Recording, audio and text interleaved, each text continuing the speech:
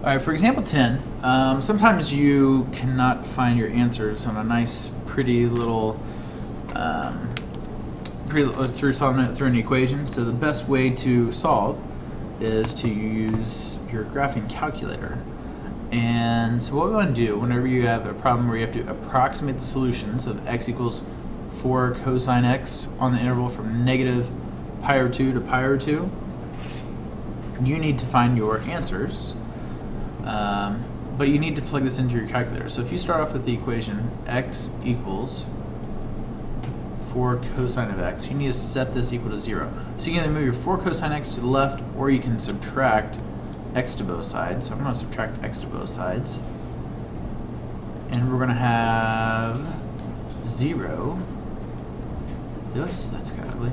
0 is equal to 4 cosine of x minus x. Now don't try to simplify this and say, well, that's a 4 cosine of 0. No.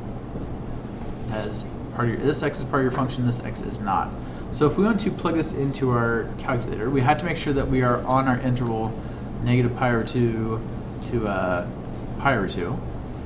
So let's plug this equation into your calculator.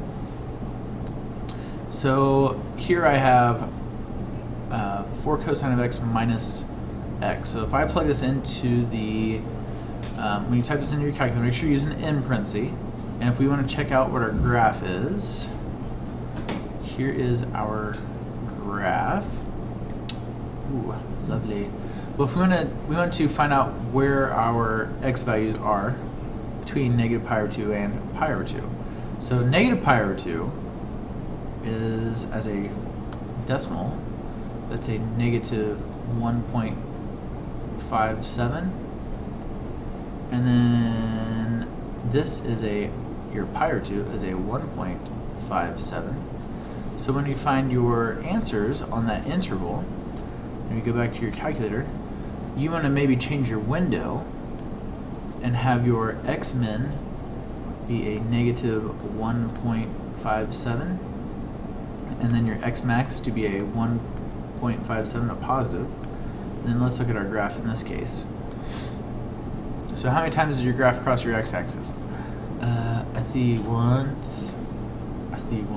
So let's actually squeeze this over here.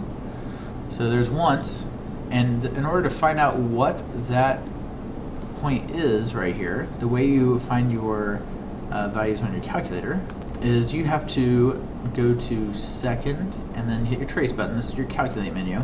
And what we're trying to do is we're trying to find a 0. Okay, we're trying to find out where your graph crosses your x-axis. So hit 240. Now it's going to ask for a left bound. So what you have to do is we just have to choose some point that is left of this point. So it doesn't matter, you can choose here, you can choose here, here, here, wherever you want to go.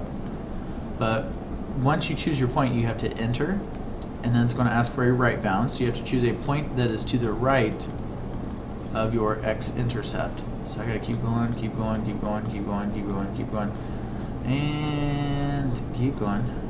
And it's almost there. No, not yet. So it should be down below. So you can hit enter, and notice that they put these arrows here. Well, you're going to find a 0 between these two arrows. So for guess, you just hit enter again. It spits out the answer, 1.2524. So for your final answer, you would say x is equivalent to a 1.2524. And that is how you use your calculator to find a solution on a specific interval.